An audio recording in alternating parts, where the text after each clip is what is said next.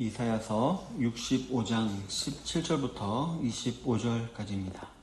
다 함께 읽도록 하겠습니다. 시작. 보라, 내가 새하늘과 새 땅을 창조하나니 이전 것은 기억되거나 마음에 생각나지 아니할 것이라. 너희는 내가 창조하는 것으로 말미암아 영원히 기뻐하며 즐거워할지니라. 보라, 내가 예루살렘을 즐거운 성으로 창조하며 그 백성을 기쁨으로 삼고 내가 예루살렘을 즐거워하며 나의 백성을 기뻐하리니 우는 소리와 부르짖는 소리가 그 가운데서 다시는 들리지 아니할 것이며 거기는 날수가 많지 못하여 죽는 어린이와 소환이 차지 못한 노인이 다시는 없을 것이라. 곧 100세에 죽는 자를 젊은이라 하겠고 100세가 못되어 죽는 자는 저주받은 자이리라. 그들이 가옥을 건축하고 그 안에 살겠고 포도나무를 심고 열매를 먹을 것이며 그들이 건축한 데에 타인이 살지 아니할 것이며 그들이 심은 것을 타인이 먹지 아니하리니 이는 내 백성의 소환이 나무의 소환과 같겠고 내가 택한 자가 그 손으로 일한 것을 길이 누릴 것이며 그들의 수고가 헛되지 않겠고 그들이 생산한 것이 재난을 당하지 아니하리니 그들은 여호와의 복된 자의 자손이요 그들의 후손도 그들과 같을 것임이라. 그들이 부르기 전에 내가 응답하겠고 그들이 말을 마치기 전에 내가 들을 것이며 이리와 어린 양이 함께 먹을 것이며 사자가 소처럼 짚을 먹을 것이며 뱀은 흙을 양식으로 삼을 것이니 나의 성산에서는 해함도 없겠고 상함도 없으리라. 여호와께서 말씀하시니라. 아멘. 오늘은 본문을 중심으로 해서 새하늘과 새 땅, 새하늘과 새 땅이라는 제목으로 하나님 말씀을 나누기를 원합니다. 오늘 본문의 앞부분에서 우리는 구원을 강구하는 이스라엘 백성들을 향한 하나님의 응답을 알아보았었습니다. 먼저 하나님께서는 그들의 죄를 지적하시면서 그들에게 회개를 촉구하셨습니다. 그들에게 죄를 지적하시는 것은 이제 정죄하여 심판하기 위함이 아니라 마지막으로 그들에게 한 번 더 기회를 주시려는 하나님의 깊은 은혜의 발로였음을 우리가 알아보았습니다. 그러나 이러한 사실을 알지 못하고 다시 우상 숭배로 돌아갈 자들이 있을 것을 아셨던 하나님께서는 이스라엘 백성들에게 마지막 5가지로 다시 한번 그 택자와 배역자의 결국을 대조하시면서 그 중에 너희들 좋은 편을 택하라 라고 말씀하십니다. 이러한 선택지에서 좋은 편을 선택하는 것은 정말 삼척동자도 할 수 있는 것으로서 이렇게 기회를 주었음에도 불구하고 하나님께 돌아오지 않는다면 이는 진실로 구제의 불능이었습니다. 그래서 하나님께서는 16절에서 직접적으로 너희가 땅에서 복을 받기 원한다면 자신에게 복을 빌고 자신에게 맹세할 것을 요구하셨습니다. 왜냐하면 하나님께서는 우리가 당했던 이전의 환난을 잊혀지게 하신 분이시고 또 눈앞에서 숨겨지게 하셨으며 또 앞으로도 그렇게 하실 것이기 때문임을 우리가 알아보았습니다. 그러면서 하나님께서는 어떻게 우리가 겪고 있는 모든 환난과 슬픔을 잊혀지게 만들고 숨기실 것인지를 오늘 본문에서 설명하십니다. 이 사실을 우리 성경에는 없지만 오늘 본문 17절 첫 부분에 보면은 왜냐하면 이라는 뜻을 가진 히브리어 키가 이제 우리 성경에는 생략이 되어 있는데요. 그 원문에는 이 왜냐하면 이라는 뜻을 가진 키로 시작하는 것을 볼 때 이 앞부분과 뒷부분이 서로 이어져 있는, 즉 원인과 결과 관계로 이어져 있는 것을 우리가 볼 수가 있는 것입니다.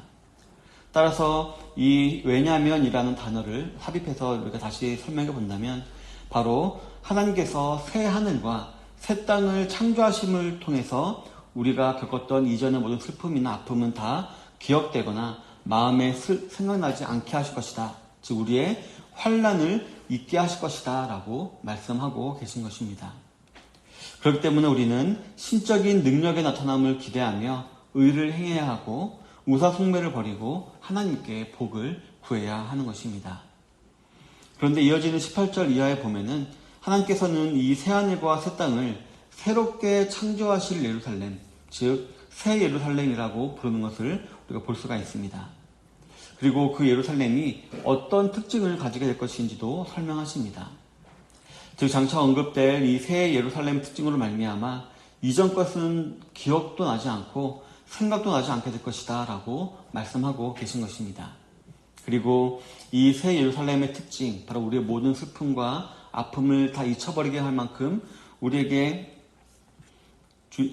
기쁨을 줄, 사랑, 그런 것을 줄 예루살렘의 특징은 바로 18절에 반복되어서 기록되어 있듯이 바로 기쁨입니다. 즉 새 예루살렘은 영원한 기쁨이 있는 성읍이기 때문에 이전 것은 기억나지도 않을 것이고 생각나지도 않게 될 것이다 라고 말씀하고 계신 것입니다. 그리고 19절에 보면 우리 사람을 만족시키는 이 영원한 기쁨은 우리로 하여금 우는 소리와 부르짖는 소리를 바라지 않게 할 것이다 라고 말씀하십니다. 그러면서 20절로 25절까지 해서는 왜 새 예루살렘에 울거나 슬퍼하는 일이 없을 것인지를 설명하십니다. 먼저 20절에 보면 바로 새 예루살렘에는 죽음이 없을 것이기 때문에 울거나 슬퍼하는 일이 없을 것이다 라고 말씀하십니다. 이 20절의 내용은 설명하기가 조금 애매하지만 우리가 이 예언의 삼중 성취라는 면에서 우리가 생각해보면 그 의미를 알 수가 있습니다. 바로 이 새 예루살렘이란 먼저 1차적으로는 이때로부터 약 70년 이후에 이스라엘 백성들이 포로 생활에서 벗어나 다시 예루살렘으로 귀환하였을 때 그 기쁨을 설명하기 위한 것입니다. 그때에는 다시는 전쟁이나 병 같은 것들이 없을 것이고 또 그런 것들로 말미암아 수명을 다하지 못하고 죽는 자들이 없을 것이다 라고 말하고 있는 것입니다. 즉 천수를 다 누린다는 말을 하죠. 그래서 뭐 병이나 사고를 인하여서 불이하게 죽는 일이 없고 다 천수를 누리게 될 것이다 라고 말하고 있고요. 그리고 100세에 죽는 것도 일찍 죽는 것으로 여겨질 것이다 라고 말을 하면서 이제 평화로운 시대가 될 것이라는 것을 예언하는 것입니다. 즉 그 당시 사람들에게 가장 큰 위협이었던 전쟁이나 전염병이 없을 것이다 라고 이제 말씀하고 계신 것입니다. 그리고 이 새 예루살렘이란 2차적으로는 약 이제 이로부터 500년 후에 있을 예수님의 성육신, 즉 예수님께서 이 땅에 오셔서 성취하실 구속사에 대한 예언이기도 합니다. 이 예수님의 완전한 구속사의 성취로 인해서 예수님을 믿는 자들은 결코 죽임을 당하지 않고 하나님 나라에서 영원히 살게 된다라는 것입니다. 그리고 마지막으로 세 번째로는 3차적으로는 현대를 살아가는 저와 여러분들과 같은 성도들에게도 장차 임하게 될 이 죽음이 없는 영원한 기쁨의 천국을 소망하게 된다라는 그런 예언이 된다는 것입니다. 이렇게 삼중적으로 이해할 때에 20절은 죽음으로 인한 슬픔이 없는 기쁨의 성읍이 바로 새 예루살렘이다라는 의미가 된다는 것입니다. 그래서 이어지는 21절부터 22절에서는 이 새롭게 임할 새 예루살렘에는 좌절과 허무가 없을 것이기 때문에 울거나 또 슬퍼하는 일이 없을 것이다 라고도 말합니다. 처음에는 죽음이 없고 그 다음에는 좌절과 허무가 없을 것이기 때문이다 라고 말하는데요. 오늘 본문에서는 집과 양식을 소재로 이 사실을 설명하고 있습니다. 모르긴 몰라도 이 당시에도 아마 이스라엘의 지도자 가운데 탐관오리 같은 사람들이 있었던 것 같습니다. 백성들이 수고하여 얻은 집과 열매를 빼앗아가는 자들이 있었고 또 이런 일이 계속 반복됨으로 말미암아 좌절과 허무가 이스라엘 백성들 사이에 만연했음을 우리가 알 수가 있는 것입니다. 이는 현대에서도 비슷하게 일어나는 일로서 나름 열심히 산다라고 했는데 모든 이득은 다른 사람이 다 가져가는 것만 같고 나는 영원한 을로서 영원히 갑질을 당해야만 하는 연약한 존재일 수밖에 없다라는 생각에 좌절과 허무감을 느끼는 사람들이 많지 않습니까? 하지만 새 예루살렘에는 이러한 불합리한 일이 벌어지지 않는, 즉 우리가 그 손으로 일한 것을 길이 누리게 될 것이기 때문에 좌절과 허무로 인해 울거나 슬퍼하는 일이 없을 것이다 라고 기록하고 있는 것입니다. 그리고 23절에서는 이 21절부터 22절의 내용을 수고가 헛되이 되지 않게 하신다라고 요약하면서 이러한 행복한 상태가 이어지는 다른 이유를 제시하고 있는데요. 바로 새 예루살렘에서 영원한 기쁨으로 말미암아 울거나 슬퍼하는 일이 없는 이유는 바로 하나님께서 저와 여러분들을 복된 자의 자손으로 삼아줄 것이며 우리의 후손들도 복된 자의 자손으로 삼아주실 것이기 때문이다 라고 기록을 하고 있습니다. 즉 하나님께서 자신의 가족의 울타리 안으로 저와 여러분들을 맞아주실 것이기 때문에 저 여러분들에게는 절대로 좌절이나 허무가 없을 것이다 라고 말씀하고 계신 것입니다. 또한 24절에 보면 하나님께서는 우리의 부르짖음을 반드시 응답하실 것이기 때문에 우리가 울거나 슬퍼하는 일이 없을 것이다 라고 말씀하십니다. 심지어는 우리가 부르기도 전에 그리고 우리가 말을 마치기도 전에 하나님께서 다 아시고 응답해 주실 것이다 라고 말씀하십니다.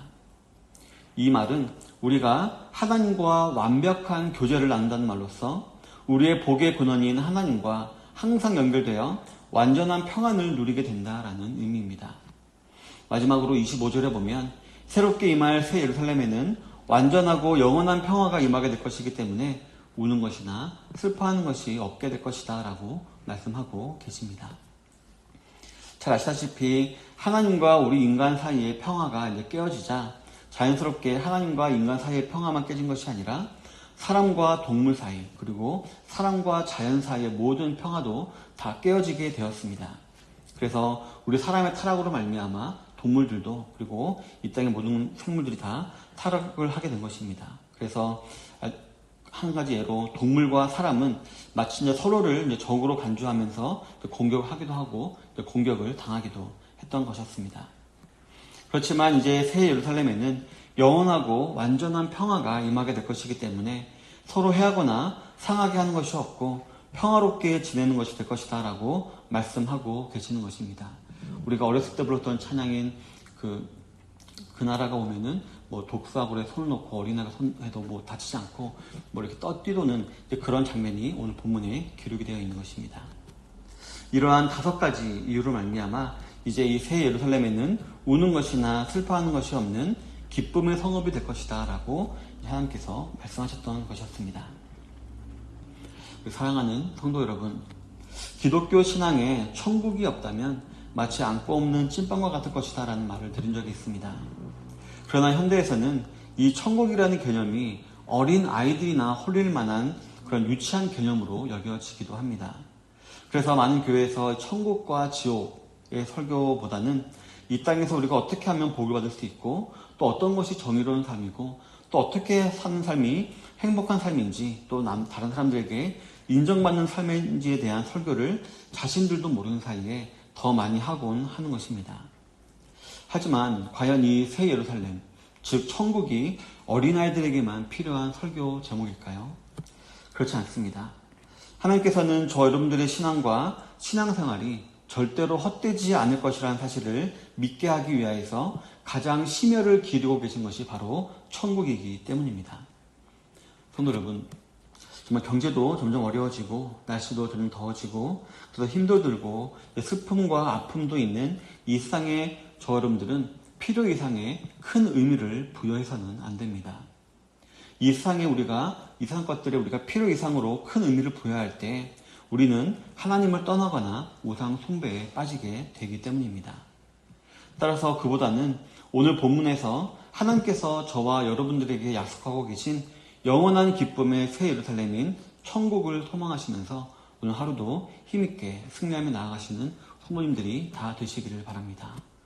그래서 죽음도 없고 좌절과 허무도 없으며 오직 하나님의 가족으로서 누리는 영생과 완벽한 교제와 평안 그리고 완전한 평화가 있는 그 천국에 반드시 도달하게 되시는 모든 성도님들이 다 되시기를 주님의 이름으로 축원합니다. 아멘.